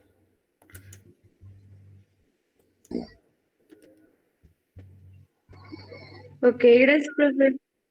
Si hay más preguntas, ¿Y solo pasa con el agua o con otros líquidos? si lo mismo pasa con otros líquidos,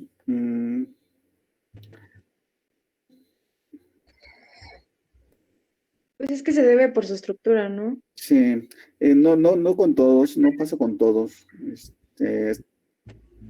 Es una pregunta bastante buena, ¿no? No lo habían hecho antes, pero muy probablemente pasaría también por ejemplo, con el amoníaco. Con el amoníaco, que tiene una estructura tetraédrica.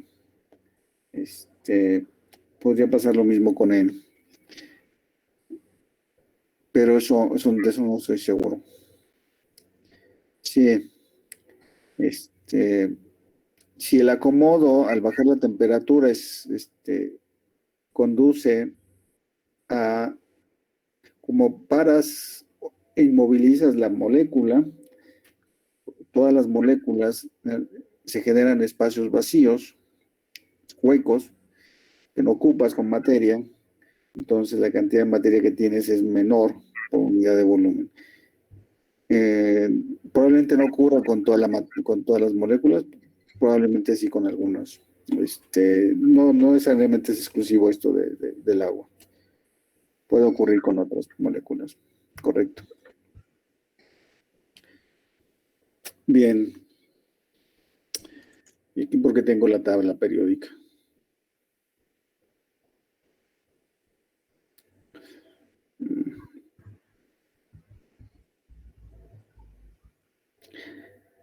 Ok.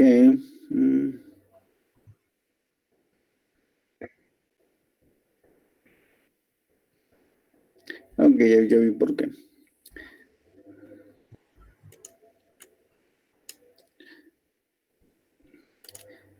Bien, ¿hay más preguntas? Bueno, esta es la forma como interaccionan las moléculas de agua con otras moléculas polares. Con las no polares ocurre algo interesante. Con las moléculas polares tiende a haber un arreglo geométrico en las interacciones, y eso facilita pues mucho la interacción. Pero con las moléculas no polares, la interacción con el agua, cuando se da, es extremadamente, bueno, no se da la interacción, pero hay una interacción meramente física, con un cierto grado de desorden, con una alta entropía. Y eso conduce la alta entropía realmente a que se separen las fases e interaccionen las moléculas no polares entre sí, y las moléculas de agua también interaccionan entre sí. Entonces, bueno, hay una alta entropía en la superficie. Pues eso vamos a ver un poquito más adelante. Por ahí va a aparecer la diapositiva. Bien, entonces está aquí, esta es la interacción con moléculas polares y anfipáticas. Pero el agua también es capaz de solubilizar sales. Las sales. ¿Qué es una sal?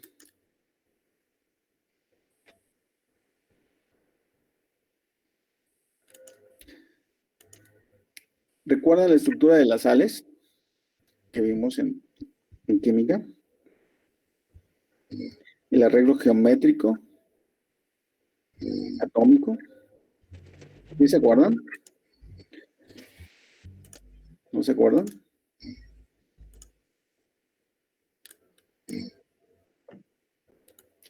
¿No se acuerdan?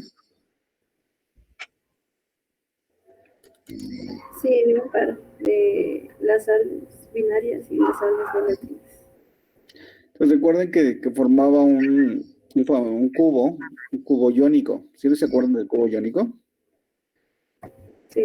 En donde teníamos una especie dentro de ese cubo. Pues bueno, aquí está lo mismo. Este es el cubo iónico, ¿no? Entonces tenemos a las esferitas, que son átomos, pueden ser grandes o ser pequeños, dependiendo de dónde aparezcan en la tabla periódica. Aquí tenemos al cloruro de sodio. Si el cloro es grande, es una esfera grande, y el sodio es una esfera pequeña, ¿no? Entonces el cloro, esto tiene un arreglo cúbico centrado en el cloro, si mal no recuerdo. Bien, entonces este es el cristal, o la unidad cristalina del cloro de sodio. Entonces tiene cargas formales positivas y cargas formales negativas. El cloro es negativo, el sodio es positivo. El sodio es un metal, el cloro no es un no metal. Y la forma como interacciona el agua con las sales es porque al ser el agua una molécula polar, y es lo que tenemos aquí,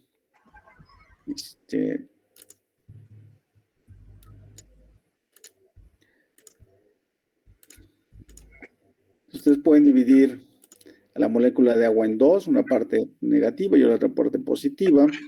Entonces tenemos a una sal que está formada por iones positivos y iones negativos. Entonces la parte positiva de la molécula del agua va a interaccionar con el átomo negativo, y la parte negativa de la molécula de agua va a interaccionar con el átomo positivo. Y lo que va a hacer al final es recubrir cada especie iónica.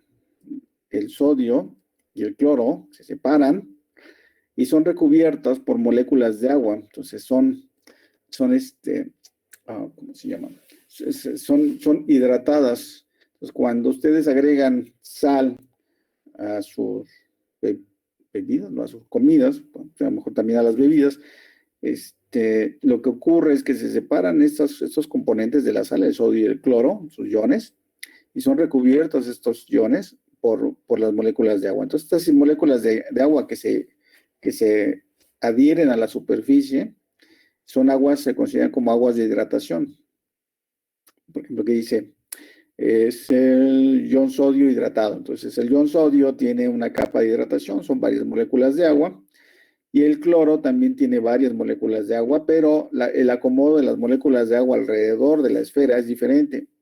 En el cloro, los hidrógenos están hacia la superficie, están viendo hacia la superficie, son las esferitas blancas, ven hacia la superficie del cloro por la carga negativa, y en el sodio, la parte de la carga formal negativa, ¿no? La carga parcial negativa del oxígeno, interacciona con el sodio. Entonces, el agua se voltea. Entonces, la parte negativa interacciona con la superficie del sodio, y en el caso del cloro, la parte positiva interacciona con la parte negativa, con la superficie del cloro, que es negativa, ¿no?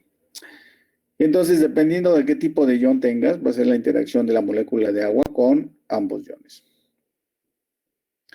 Y las aguas asociadas a la superficie se conocen como aguas de hidratación o capas de hidratación. ¿Y cuántas moléculas de agua vamos a tener en la superficie de cada esfera?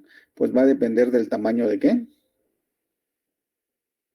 Del tamaño de la esfera. Entonces, si tienes una esfera grande, vas a tener un mayor número de moléculas de agua. Si tu esfera es pequeña, vas a tener un menor número de moléculas de agua. Entonces, depende de qué tan grande sea la molécula, perdón, el átomo. Y por eso aquí tenemos diferentes sales, berilio, magnesio y calcio.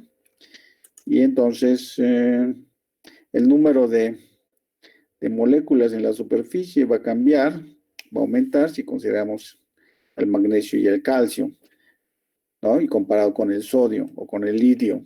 Entonces, el número de aguas va a cambiar. Ahora, también el número de capas de hidratación cambian. Generalmente la primera capa de hidratación está fuertemente unida, y después tenemos una segunda capa de hidratación, donde las moléculas de agua están ligeramente unidas, y en algunos casos una tercera capa de hidratación. Entonces, ¿hay intercambio de estas capas de hidratación con el medio? La respuesta es que sí. Entonces, las que están en la primera capa difícilmente se intercambian, pero las que están en la segunda y tercera capa se intercambian. Suelen intercambiarse de una manera rápida o lenta, dependiendo del tipo de ion. Pero finalmente, la primera capa también puede intercambiarse, y el tiempo que lleve en el intercambio puede ser suficiente para hacer experimentos. Entonces, hay experimentos, por ejemplo, en proteínas, en donde podemos tener algunos iones, y los investigadores postulan que esos sitios tienen algún papel. Y lo que hacen es medir la velocidad de intercambio de agua en esa superficie determinada de la proteína, ¿no? ¿Y cómo es el experimento? Pues utilizan agua deuterada. Tritio no, porque es mucho más peligroso, pero con deuterio hacen esos experimentos. Entonces, los investigadores pueden saber si ciertas regiones de las proteínas están hidratadas, número uno, y número dos, si son móviles, y si se exponen al medio, son capaces de intercambiar las moléculas de agua, y si le pones deuterio, y si se mueve, incorporarán el deuterio. Entonces, cuanto más deuterio se incorporen, significa que esa parte de la proteína es más móvil. Y determinando la cantidad de deuterio que ha tomado, uno puede decir que esa parte de la proteína es crucial en la función, porque incorpora más deuterio, hay intercambio del agua por el agua deuterada. Entonces la hidratación de estructuras es fundamental para tener una estructura determinada en el medio, pero también puede utilizarse para, es importante para la función, pero también se puede utilizar en la investigación. Ya más recientemente se utiliza la simulación molecular de proteínas, de cualquier otra molécula pequeña, de un carbohidrato, por ejemplo, de un aminoácido, pues se puede simular cómo se comporta un carbohidrato, de algún nucleótido, de cualquier molécula que ustedes escojan, sencilla o compleja como una proteína o el DNA, o un lípido. Ustedes pueden simular la computadora cómo es que se comportan estas moléculas. Y lo que hacen primero es generar una caja de ¿qué? Una caja de agua. Entonces, en el software, ustedes le dan la instrucción para generar una caja de agua y le dan la instrucción para meter X o Y molécula que les interese, una proteína, un fosfolípido, un aminoácido, un carbohidrato. Y también pueden meter la instrucción para que les meta iones. Y ustedes pueden ver cómo se comporta el sistema en un medio acuoso. Esa parte es impresionante, porque ya no hacemos el experimento en el laboratorio. Lo hacemos primero en la computadora. Entonces, dependiendo de lo que hagas lo que salga en la computadora,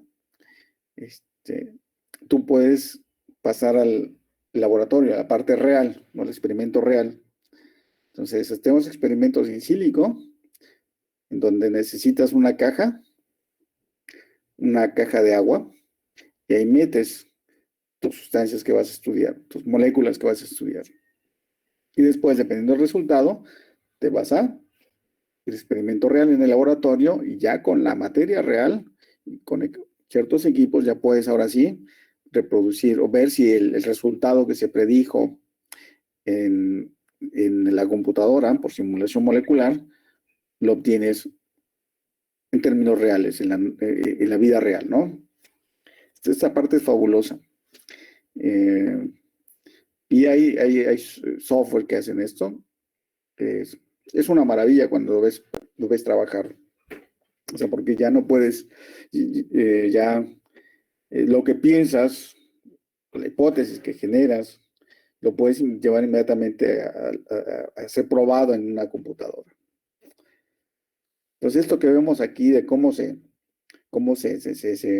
interaccionan las moléculas de agua con los iones positivos y negativos, eso lo podemos hacer en la computadora, hacer una simulación. Bueno, esto es muy sencillo, demasiado sencillo. Todo lo que hacemos es meter la proteína, e incluso meter la proteína ya se considera bastante sencillo. Entonces, nosotros ya vamos en meter el sustrato, ligando la molécula de la enzima, y metemos además otras cosas como iones, algún tipo de ion que les interese, por ejemplo, magnesio, calcio, o litio, o zinc, o níquel, lo metemos al sistema y vemos cómo se comporta. Ya no hacemos análisis de ello y eso pues se publica porque es importante y es nuevo además. Bien, preguntas hasta aquí. Entonces, esta es la forma como interaccionan las moléculas de agua ¿con qué? Con las sales. Entonces, este es con cloruro de sodio, la imagen es con cloruro de sodio, pues lo pueden hacer con cualquier otra sal. Y aquí están las diferentes sales que algunas son pocas, pero hay infinidad de sales. Y todas ellas interaccionarían de la misma manera como tenemos aquí al sodio y al cloro. Entonces se recubren, ¿por qué? Por moléculas de agua y forman capas de hidratación y el arreglo de estas moléculas de agua en la superficie del ion, de la esfera, es diferente. Entonces, positivo con negativo y negativo con positivo. Punto. Solo cambias la parte polar, la parte de la molécula que es polar. Entonces aquí abajo tenemos negativo. Y aquí arriba tenemos ¿qué? Positivo. Ahí está, ¿no? La parte positiva de la molécula de agua y la parte negativa de la molécula de agua. Y es así como interaccionan acá abajo, ¿no? Bueno, aquí al lado. La parte positiva con la negativa y la parte negativa con la positiva. Solo se voltea la molécula de agua. Ok, y de esta manera se deshace la red cristalina. Claro, ¿de qué depende? ¿Cuánta sustancia, cuánta sal puede disolver un determinado volumen de agua? ¿De qué va a depender? Pues va a depender de las capas de hidratación. Entonces vamos a tener un punto que se conoce como el punto de saturación en donde ya no vas a poder solubilizar más sal. ¿Por qué? Porque ya no hay más aguas disponibles en el medio para formar nuevas capas de ¿qué? De hidratación. Entonces el punto de saturación es el punto en donde se agotan el número de aguas disponibles para formar ¿qué? Capas de hidratación alrededor de estas sales, de estos cristales, y por lo tanto los cristales que agregues pues van a mantener esta red cristalina, ¿no? Ya no se va a solubilizar la sal. Hasta ahí va a llegar y ese es el punto de saturación. Preguntas. Yo tengo una. Sí. Mezclando un poco esto con física y biología, supongamos que tenemos una célula, ¿no? Entonces la célula está hidratada.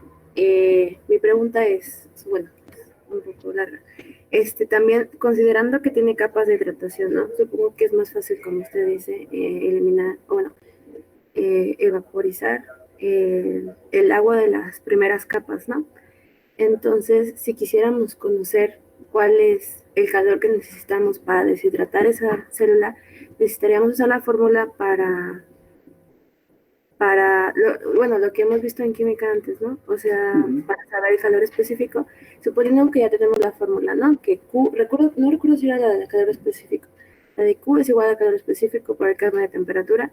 Ajá. Y si quisiéramos saber cuál es el calor como final que necesitamos, necesitaríamos hacer la integral de todo esto, ¿o cómo? Considerando la interacción de la molécula con el agua, ¿verdad? Sí, tendrías que meterlo, sí. Tendrías que considerarlo para ver cuánta energía necesitarías para liberar el agua. Es correcto. Ok, y bueno, la pregunta va. Estamos viendo sobre el agua. Este tipo de concepto se puede meter no solamente lo de las capas de hidratación, sino como a, no sé, sistemas como proteínas que también cuentan con las capas o solo como... Sí, de hecho sí lo puedes hacer. Eh, Ahora, lo que tú estás comentando es, digamos que algo muy fino. Este, eh, es bastante bueno, es muy fino lo que estás diciendo. Generalmente, esto se hace porque se deshidratan proteínas, de todo tipo de proteínas. Tenemos los famosos liofilizados. Pero eso se hace de una manera mucho más empírica. Es decir, pruebas cuánta energía necesitarías tú para liofilizar X, pasar a través de un sistema de flujo de calor, aire caliente con tu sustancia que quieres hacer polvo, ¿no? Darle el agua. Eh, Haces pruebas y son más empíricas, aunque ya debe de haber algún tipo de ecuación matemática de algún equipo que te indique, te necesitas tanta energía para tal tipo de molécula. Eso posiblemente existe, pero seguiría siendo empírico. ¿Por qué?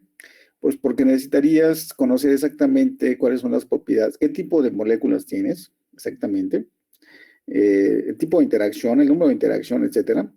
Y de esta manera tú podrías ahora sí ya dar un estimado de cuánta energía podrías necesitar para poder pasar, para poder quitar las aguas a cierta materia, ¿no?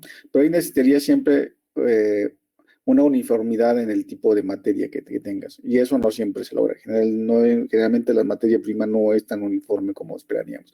Pero si estás trabajando en un sistema en donde es muy fino, mucho más fino en términos de técnicos, es decir, que conozcas bien tu proteína, posiblemente sí puedes utilizar ese tipo de ecuaciones matemáticas o bien desarrollarlas. Y posiblemente ya existen, ¿no? Y las utilizarías para eso. Pero en términos generales no es tan fino, o sea, hasta donde yo sé, como tú lo indicas. Pero puedes usarlo eventualmente, o sea, puedes considerarlo en términos matemáticos. Y de esta manera, pues, ¿cuál sería el beneficio? El beneficio sería ahorrar energía, ¿no? Porque sabrías cuánta energía exactamente utilizarías para poder deshidratar cierto tipo de materia. Sí, entiendo. O sea, eso a lo que se refiere de que no todos los organismos son iguales. O sea, como que cada uno va Sí, a manifestarse de diferente forma. Ese es el problema con tratar de meter las matemáticas, ¿no? Por eso le digo que se podría hacer como, no un sistema completamente matemático, sino como una función que pueda predecir ciertos estándares de ciertas, pero no sería completamente cierto, así que, bueno, entiendo el punto. no, pero sí lo puedes hacer, ¿eh? En términos teóricos lo puedes hacer y es bueno, es importante. Y ya tú dirías, para ese tipo de materia requiere cierta cantidad de energía para quitarle todas estas aguas. Sí lo puedes hacer, desde luego. Y muy probablemente ya existe, ¿no? Porque los que están en la industria generalmente lo que buscan es economía, ahorrarse dinero. Y eso conlleva ahorrarse combustible, gastar en combustible, pues sería excelente, ¿no? Todos, eso es lo que busca, pues generalmente las industrias, ahorrar y generar ingresos, generar plusvalía. Entonces sí se puede usar. O sea, es un muy buen punto que estás tocando. Ok, y probablemente ya existe. Quizás no en el sentido fino que tú lo indicas, o a lo mejor sí, acercándose a ese punto, pero esa parte no lo conozco. Sí sé que existen estas máquinas que te deshidratan y que le tienes que meter cierta cantidad de energía. Pero esa parte de cuánta energía le tienes que meter no la conozco bien. Y posiblemente si esté relacionado con el tipo de materia que estás deshidratando. Bien, muy buena pregunta. ¿Alguna otra?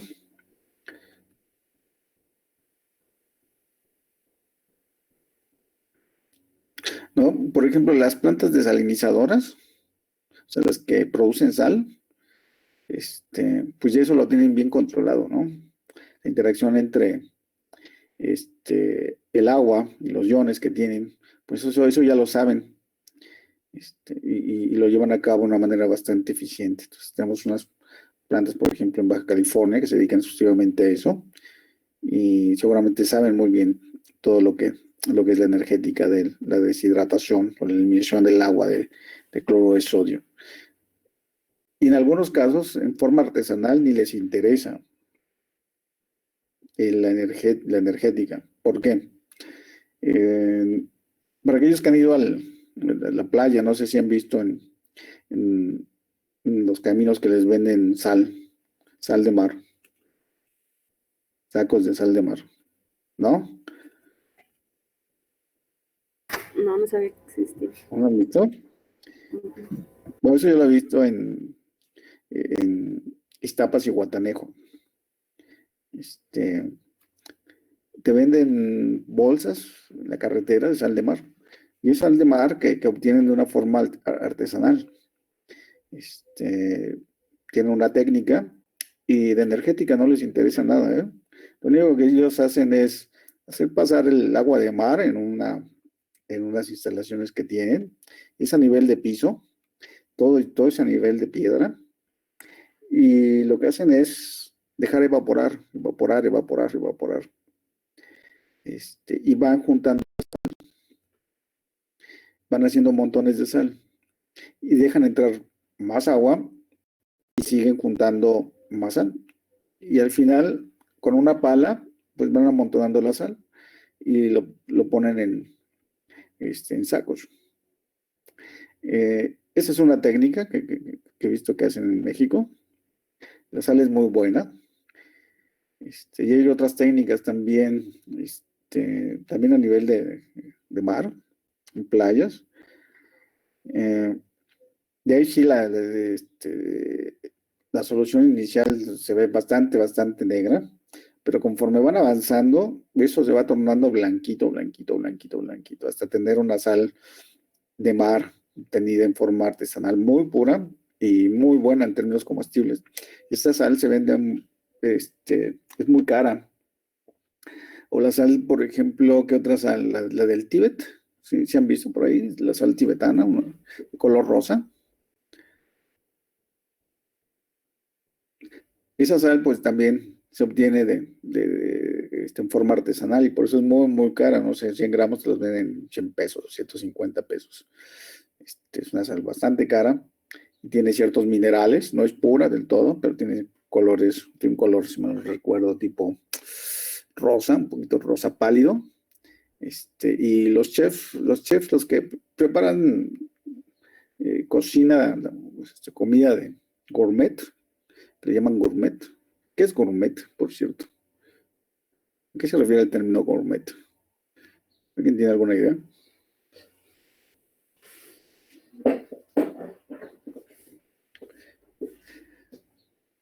Bueno, en realidad no hay una explicación clara por el término gourmet, pero se refiere de alguna manera a comida de alta cocina, ¿no?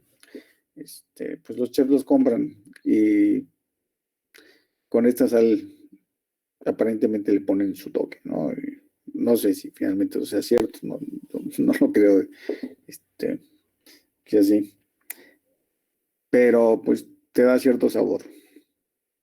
Y cuando se trata de comida, si lo vendes a X, o sea, cuánto lo puedan vender un plato de tal guisado o guiso, 500 pesos, no sé, 600 en lugar de 100 pesos, pues bueno, tú le pones ahí su salecita de los Himalaya, ¿no? Y sin ningún problema, lo compras y se lo pones, porque finalmente lo vas a vender y te lo compran. Ok, y lo mismo es con otro tipo de sales. Entonces, la obtención de otras sales, pues es de forma similar. Eliminas el agua. Ojo, y hay sustancias que va a ser extremadamente difícil quitarles el agua. Entonces, ahí vamos a tener las sales hidratadas. Todo esto que estamos tratando no es cualquier cosa, no es algo trivial, es algo muy importante. Porque ustedes pueden encontrar reactivos químicos en los laboratorios en donde van a tener, por ejemplo, voy a decir aquí una barbaridad, cloruro de calcio heptahidratado, es decir, con 7 moléculas de agua, o bien hectahidratado, o bien pentahidratado. Entonces, bueno, cloruro de magnesio, eso sí lo van a encontrar con moléculas de agua asociadas. No les va a ser, es muy difícil quitarle las moléculas de agua. Bueno, el proceso de purificación de producción de cloruro de magnesio, llegas hasta 6 moléculas de agua.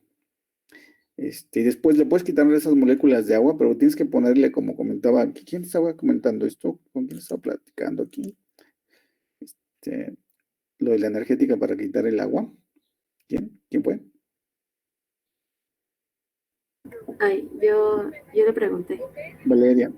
Entonces, para producir, por ejemplo, cloruro de magnesio, tú obtienes la sal, está en solución, y llegas hasta 6 moléculas de agua, ¿no? O 12 moléculas de agua. Y para quitarle el resto, para ir en estos diferentes estados de hidratación, tienes que ponerle energía. Y entonces, si tú analizas los precios de estos reactivos, ya en términos profesionales, trabajando, etcétera, en no sé, en la industria o incluso en un laboratorio científico, tú puedes ver los precios de estos reactivos y conforme avanzas en el estado de hidratación, o sea, menos agua, los precios aumentan porque requieren más energía para liberar esas moléculas de agua. Y si tú compras un reactivo heptahidratado o pentahidratado, etcétera, por ejemplo, el cloruro de magnesio es clarísimo. Tú puedes ver el cristal y el cristal está húmedo. O sea, lo puedes ver con tus ojitos. En el frasquito puedes ver el cristal y están las aguas ahí. O sea, está húmeda. Y esa humedad no se la quitas con nada. O sea, aunque lo dejes abierto, no le quitas la humedad. Están las aguas ahí presentes. Y la pregunta es, para lo que quieres hacer en el laboratorio, ¿es suficiente tener una sal heptahidratada o pentahidratada, lo que sea, y no te complica en tus ensayos? Pues compras ese. Pero si quieres una mayor precisión o lo que sea, tendrás que comprar el reactivo que esté menos hidratado, ¿no? Entonces, el otro punto con la hidratación es que hay sustancias que se vuelven más estables con una molécula de agua. Es decir, ya no sales, si no tienes alguna otra sustancia. Y de esta manera, no solamente las haces más estables, sino las haces solubles, ¿no? Y están los famosos hidratos, ¿no? Las sustancias hidratadas. Entonces, estas sustancias hidratadas hacen que la sustancia no solamente sea estable, sino sea soluble en agua. Entonces, en la materia tienes que agregarle el agua, o es agua que no puedes quitar, necesariamente lo tienes que considerar en el momento que estás utilizando la materia o el reactivo. En fármacos hay otro, no solamente está la hidratación, sino está la adición de ácido clorhídrico, HCl, ¿no? El ácido clorhídrico. Entonces, generalmente sabemos que una molécula, el ácido de una molécula, la molécula ácida o básica no es soluble y tienes que agregarle el contraión para hacerlo soluble. Entonces, tenemos los famosos clorhidratos. Entonces, cuando le agregas el ácido, o sea, el ácido clorhídrico o clorhidrato de X sustancia, esa sustancia se vuelve soluble. Entonces, tú puedes, esto es importantísimo, y es causa de error de mucha gente en el laboratorio, y por eso no le salen las cosas. Tú puedes tener dos reactivos, que esencialmente es lo mismo, y utilizas un reactivo, pesas y tratas de disolver, y te pasas 10 minutos, 20 minutos, 30 minutos, 1 hora, 2 horas, 3 horas, 4 horas, 5 horas, 6 horas, todo un día, 2 días, y no se disuelve. Jamás se disuelve. Y por lo tanto, tu sustancia jamás entra en solución. Jamás vas a tener soluble ese reactivo. Ok. El alumno está en problemas porque no sabe. Pero si sabes que es el ácido, la base, le agregas el contraión, es decir, hacemos lo que conocemos en química, que ustedes no van a hacer porque pues, no están en los programas, que es una titulación ácido-base. Entonces agregas el contraión, obligas a esta interacción con el contraión, y entonces haces que el reactivo se vuelva soluble, ¿no? Entonces, por titulación, haces que una sustancia se vuelva soluble, porque le agregas en este caso el ácido clorhídrico. Este sería para una base, pero funcionaría lo mismo con el ácido, ¿no? Lo hace soluble. Y en cuestión de minutos, ¡boom!, está soluble. Pero eso no toda la gente, no todos los químicos ni toda la gente lo sabe, ¿no? Y se pasan ahí minutos, horas, días, etcétera, y jamás logran solubilizar su reactivo. Y algunos así lo usan. Y al final no saben por qué no les salió las cosas, ¿no? Ahora, esto que estoy diciendo de que no solubilizan una sustancia, un reactivo en agua porque no tienen el ácido, no tienen la estructura química para poder solubilizarlo y necesitas el contraión, en este caso el clorhidrato, HCl, clorhidrato. Muchos fármacos sufren de lo mismo, medicamentos, ¿no? Que están en medicamentos. Y si hablamos de solubilización, significa que vas a pasar esa sustancia, el fármaco, a medio acuoso. Y si pasa a medio acuoso, puedes absorberlo a tu organismo, ¿no? Entonces, un fármaco que no se solubilice en tu estómago, cuando te tomas la tableta, la cápsula, lo que sea, jamás va a pasar a tu torrente sanguíneo, a tu cuerpo, y va a salir por los intestinos, y no vas a tener el efecto. Entonces, existe el caso en donde así como entra, así sale, aunque en los libros diga que tiene un efecto. Pero como no sabes de estas cosas de solubilidad, interacción con otras moléculas para hacerlo soluble, pues finalmente no entiendes por qué no hay efecto, ¿no? Y puedes decir, estuvo mal, no era el reactivo, pesé mal, bla, bla, bla, lo que tú quieras, menos la solubilidad, ¿no? Pero en el momento que tú haces el clorhidrato, lo pones en la tableta, te lo tomas y tienes efecto. ¿Por qué? Porque la sustancia pasó a solución y de la solución pasó a tu torrente sanguíneo y de ahí llegó a donde tenía que llegar y llevar el efecto que tenía que tener, ¿no? Entonces, de tarea, chequen los medicamentos que tienen en las bolsas de medicamentos en sus casas o las cajas de medicamentos y chequen si el principio activo es clorhidrato o no, es decir, si es un clorhidrato.